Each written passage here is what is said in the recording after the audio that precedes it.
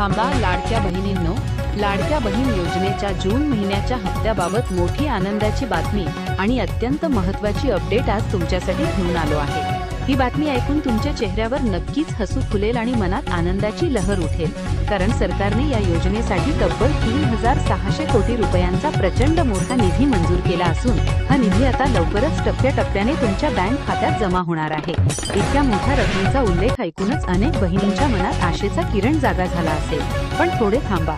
काही तांत्रिक अडचणींमुळे मंगळवारी लाडक्या बहिणींच्या खात्यात हा हप्ता जमा होऊ शकला नव्हता आणि यामुळे अनेक बहिणी चिंतित होत्या, वारंवार मोबाईल चेक करत होत्या।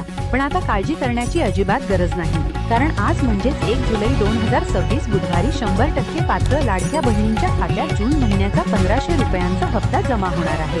होय, तुम्ही अगदी बरोबर ऐकलं। आज सकाळी 7 वाजल्यापासूनच ही प्रक्रिया वेगाने सुरू झाली असून बहिणींना जून महिन्याचा हप्ता जमा झाल्याचे मेसेज एका मागोमाग एक येत आहे आणि हे मेसेज बघून अनेक बहिणींच्या डोळ्यात आनंदाश्रू तरळले आहेत। आता थोडे लक्ष देऊन ऐका, कारण ही माहिती खूप महत्त्वाची आहे।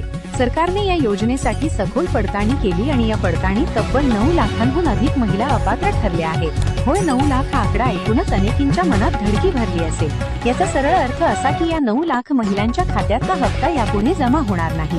पण ज्या बहिणी खऱ्या अर्थाने पात्र आहेत त्यांच्यासाठी ही बातमी खूपच आनंददायी आणि दिलासादायक आहे, कारण आज, उद्या आणि परवा म्हणजेच 1, 2 आणि 3 जुलै या 3 महत्त्वाच्या दिवसात महाराष्ट्रातील सर्वच्या सर्व 36 जिल्ह्यांमध्ये हा हप्ता टप्प्याटप्प्याने जमा होणार आहे। सरकारने यासाठी अगदी काटेकोरपणे 3 टप्प्यांचे नियोजन केले असून प्रत्येक टप्प्यात 12 जिल्ह्यांचा समावेश करण्यात आला आहे। या 12 जिल्ह्यांची संपूर्ण यादी प्रशासनाने अधिकृतपणे जाहीर केली आहे आणि आता मी तुम्हाला ती यादी अगदी सविस्तरपणे आणि स्पष्टपणे सांगणार आहे। त्यामुळे तुमचा जिल्हा नेमका कोणत्या दिवशी येतो हे नीट लक्षात घ्या आणि तुमच्या बँक खात्याची माहिती वेळोवेळी तपासून ठेवा, जेणेकरून कोणतीही संधी हातातून निसटणार नाही।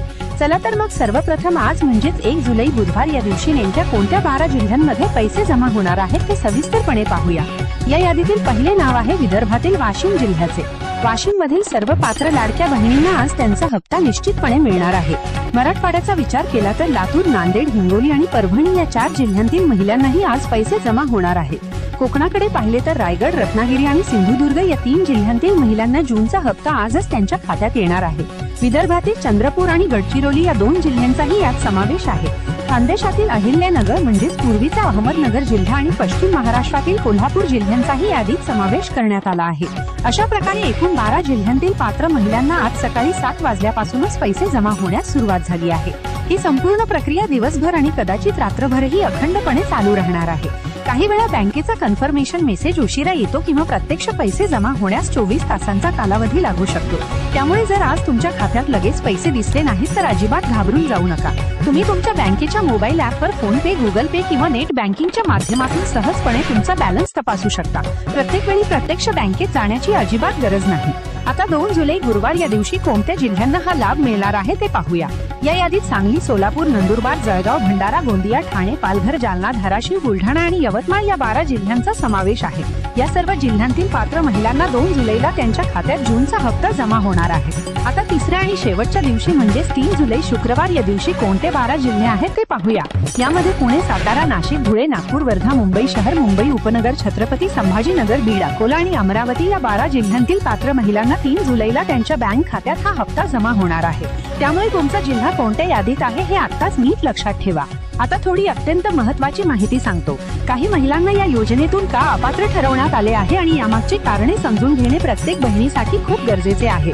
आधीच सांगितल्याप्रमाणे सरकारने जवळपास 9 लाख महिलांना अपात्र ठरवले आहे आणि यामागचे सर्वात मोठे आणि सर्वात सामान्य कारण आहे आधार कार्ड आणि बँक खात्यावरील नावामधील तफावत। जर तुमचे आधार कार्ड वरचे नाव आणि बँक पासबुक वरचे नाव यात किंचितसाही फरक असेल तर तुमच्या खात्यात पैसे जमा होण्यात मोठी अडचण येऊ शकते।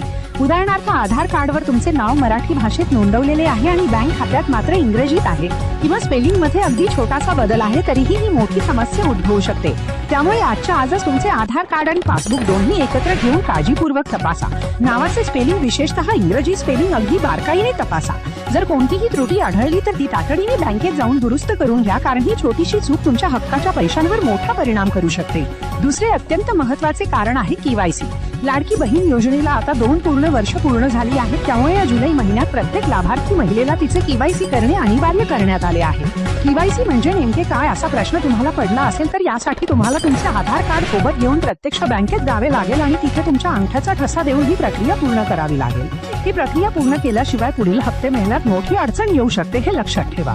सरकारकडून याबाबतचे अधिकृत दिशानिर्देश लवकरच जाहीर होणार आहेत आणि जेव्हा हे दिशानिर्देश येतील तेव्हा आम्ही तुम्हाला आमच्या चॅनलच्या माध्यमातून लगेच कळवू. त्यामुळे तुम्ही ताबडतोब तुमचे KYC पूर्ण करून घ्या, जेणेकरून तुमचे पुढील हप्ते कोणत्याही कारणाने अडकणार नाहीत किंवा त्यात कसलीही अडचण येणार नाही. आता आणखी एक अत्यंत महत्त्वाची गोष्ट सांगतो. ज्या महिला शेतकरी आहेत त्यांच्यासाठी एक खास आणि महत्त्वाची सूचना आहे. जर तुम्ही PM किसान सन्मान निधी योजना आणि नमो शेतकरी सन्मान योजना या दोन्हीचा एकत्रित लाभ घेत असाल तर तुम्हाला वर्षाला 12,000 रुपये मिळतात. यामध्ये केंद्र सरकारकडून 6,000 आणि राज्य सरकारकडून 6,000 रुपये असे मिळून एकूण 12,000 रुपये असतात. यामुळे सरकारने लाडकी बहीण योजनेतून तुमचा हप्ता कमी करून फक्त 500 रुपये महिन्याला देण्याचा महत्त्वाचा निर्णय घेतला आहे.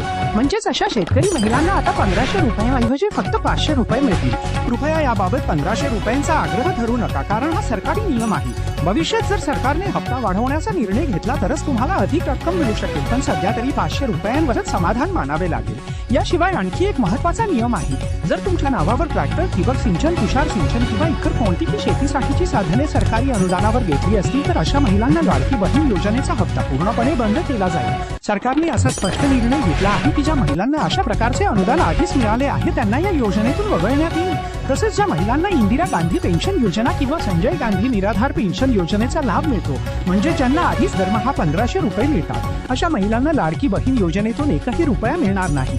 पण एक अत्यंत दिलासादायक गोष्ट अशी आहे की सरकार तुमच्याकडून मागील हप्त्याची कोणतीही वसुली करणार नाही. फक्त या पुढील हप्ते बंद केले जातील, हे लक्षात ठेवा, जेणेकरून तुम्हाला उगाच चिंता करण्याची गरज भासणार नाही. ज्या लाडक्या बहिणींनी आतापर्यंत या योजनेचे सर्व हप्ते नियमितपणे मिळवले आहेत त्यांनाही आता थोडे सावध आणि जागरूक राहावे लागेल, कारण जून 2026 पासून लागू झालेल्या नवीन आणि कडक नियमांमुळे काही महिलांना या योजनेतून पूर्णपणे बाहेर काढण्याचा महत्त्वाचा निर्णय सरकारने घेतला आहे. विशेषतः ज्या महिला सरकारी नोकरीवर कार्यरत आहेत, ज्यांचे कौटुंबिक वार्षिक उत्पन्न 2.5 लाख रुपयांपेक्षा अधिक आहे, ज्यांच्याकडे 4-चाकी वाहन आहे किंवा ज्यांनी या योजनेचा गैरवापर केला आहे, अशा सर्व महिलांवर आता कठोर कारवाई होणार आहे. सरकारच्या निदर्शनास असे आले आहे की हजारो महिला सरकारी नोकरीवर असूनही या योजनेचा लाभ घेत आहेत. अशा महिलांना योजनेतून काढून टाकण्यात येणार असून काही अत्यंत गंभीर प्रकरणांमध्ये त्यांच्या नोकरीवरही थेट कारवाई होण्याची शक्यता आहे. त्यामुळे जर तुमच्या कुटुंबात कोणी सरकारी कर्मचारी असेल किंवा तुम्ही स्वतः सरकारी नोकरी करत असाल तर तात्काळ तुमचा अर्ज स्वतःहून रद्द करा, अन्यथा भविष्यात तुम्हाला मोठ्या पश्चात्तापाला सामोरे जावे लागू शकते. आता या नवीन नियमांबद्दल आणखी सविस्तर माहिती घेऊया. पहिला आणि अत्यंत महत्त्वाचा नियम आहे, तुमचे आधार कार्डचे बँक खात्याशी लिंकिंग सक्रिय असणे अत्यावश्यक आहे. तुम्ही म्हणाल की आम्ही तर यापूर्वीच आधार कार्ड बँक खात्याशी जोडले आहे. हे बरोबर आहे, पण थोडे थांबा. आता तुम्हाला पुन्हा एकदा तपासावे लागेल की तुमचे हे आधार लिंकिंग खरोखरच सक्रिय आहे की नाही. बँकांकडून असा स्पष्ट संदेश प्राप्त झाला आहे की काही तांत्रिक कारणांमुळे किंवा सिस्टम अपडेटमुळे आधार लिंकिंग अचानक निष्क्रिय होऊ शकते. जर तुमचे आधार लिंकिंग निष्क्रिय असेल तर तुमच्या बँक खात्यात योजनेचे पैसे जमा होणारच नाही. यासाठी आजच तुमच्या बँकेत प्रत्यक्ष भेट द्या किंवा UIDAIच्या अधिकृत वेबसाईटवर जाऊन तुमचे आधार बँक लिंकिंगचे स्टेटस तपासा. ही संपूर्ण प्रक्रिया अवघ्या 2 मिनिटांची आहे, पण यामुळे तुमचा हप्ता वेळेत तुमच्या खात्यात जमा होऊ शकतो. काही शंका असेल तर जवळच्या आधार सेवा केंद्रात जाऊन तपासणी करून घ्या. दुसरा नियम आहे, तुमच्या आधार कार्डवरचे नाव बँक खात्यावरचे नाव आणि लाडकी बहीण योजनेच्या अर्जात नमूद केलेले नाव हे तंतोतंत जुळणे अत्यंत गरजेचे आहे. बऱ्याचदा असे होते की आधार कार्डवर सौ प्रणिता विकास वाघमारे असे पूर्ण नाव असते, पण बँक खात्यावर फक्त प्रणिता वाघमारे इतकेच असते किंवा अर्जात प्रणिता V. वाघमारे असे वेगळेच नोंदवले गेले असते. अशा छोट्या चुका आता अजिबात खपवून घेतल्या जाणार नाही. नावात एका अक्षराचा काना मात्रा किंवा वेलांटीचा जरी फरक असेल तर तुमचा हप्ता अडकण्याची दाट शक्यता आहे. त्यामुळे आजच तुमची बँक पासबुक, आधार कार्ड आणि अर्जाची प्रत एकत्र घेऊन तपासा. काही त्रुटी आढळली तर बँकेत जाऊन नाव त्वरित दुरुस्त करून घ्या. ही प्रक्रिया थोडी वेळखाऊ वाटेल, पण तुमच्या हक्काच्या पैशांच्या सुरक्षिततेसाठी ती अत्यंत आवश्यक आहे. तिसरा नियम आहे, तुमच्या बँक खात्याशी जोडलेला मोबाईल नंबर सक्रिय असणे अनिवार्य आहे. बऱ्याच बहिणींच्या बाबतीत असे घडते की त्यांनी बँक खात्याशी जोडलेला मोबाईल नंबर वेळेवर रिचार्ज न केल्यामुळे बंद पडतो. अशा परिस्थितीत पैसे जमा झाल्याचा मेसेज तुम्हाला मिळणारच नाही. काही बँकांमध्ये विशेषतः पोस्ट ऑफिसच्या खात्यांमध्ये मेसेज येण्यास बराच विलंब होतो. त्यामुळे तुम्ही मिस कॉल बँकिंग सुविधेचाही वापर करू शकता, पण त्यासाठी मोबाईल नंबर सक्रिय असणे गरजेचे आहे. आजच तुमचा नंबर रिचार्ज करा आणि तो सक्रिय आहे याची याची पूर्ण खात्री करा. चौथा नियम आहे पात्रतेशी निगडीत. सरकारने स्पष्टपणे सांगितले आहे की ज्या महिलांचे कौटुंबिक वार्षिक उत्पन्न 2.5 लाख रुपयांपेक्षा जास्त आहे, ज्यांच्याकडे चारचाकी वाहन आहे, ज्यांच्या कुटुंबात कोणी सरकारी नोकरी करत आहे किंवा आयकर भरत आहे, अशा सर्व महिला या योजनेसाठी पूर्णपणे अपात्र ठरतील. यासाठी सरकारने अंगणवाडी सेविकांना घरोघरी जाऊन प्रत्यक्ष चौकशी करण्याचे स्पष्ट निर्देश दिले आहेत. या चौकशी दरम्यान जर तुमच्या घरात चारचाकी वाहन, रोटी, मालमत्ता किंवा आयकर भरण्याची कागदपत्रे आढळली तर तुम्हाला या योजनेतून थेट बाहेर काढले जाईल. अंगणवाडी सेविकांकडे आरटीओ, आयकर विभाग आणि स्थानिक प्रशासनाकडून मिळालेला संपूर्ण डेटा उपलब्ध आहे आणि त्यांच्या लॅपटॉपवर प्रत्येक गावातील माहिती सहज उपलब्ध आहे. त्यामुळे तुमच्या नावावर चारचाकी वाहन किंवा मोठी मालमत्ता असेल तर तुमचा अर्ज ऑनलाईन पद्धतीने रद्द होऊ शकतो. आता आणखी एक महत्त्वाची आणि आनंददायी सूचना. ज्या मुलींचे वय 21 वर्षांपेक्षा जास्त झाले आहे त्यांच्यासाठी लवकरच एक विशेष ॲप सुरू होणार आहे. या ॲपच्या माध्यमातून त्यांना लाडकी बहीण योजनेसाठी नव्याने अर्ज करता येईल. तसेच अंगणवाडी ताईंकडेही अर्ज भरण्याची सुविधा उपलब्ध होणार आहे. जुलै महिन्यात ही प्रक्रिया सुरू होण्याची दाट शक्यता आहे. त्यामुळे ज्या मुलींचे वय 21 वर्षे पूर्ण झाले आहे त्यांनी लवकरात लवकर अर्ज भरून घ्यावा.